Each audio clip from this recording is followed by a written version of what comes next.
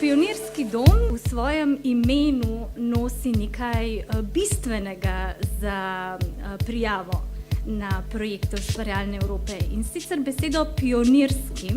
To pomeni, da so naše ideje sveže, inovativne in drugačne, ter besedo dom. To pomeni, da nudimo neko varno okolje, kjer so te ideje možne.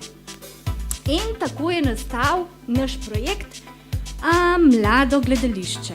Sodelujemo s partnerji iz Romunije, Poljske in Srbije ter z pridruženimi partnerji iz Hrvaške, Slovaške in Makedonije. Kaj je bistvo našega projekta?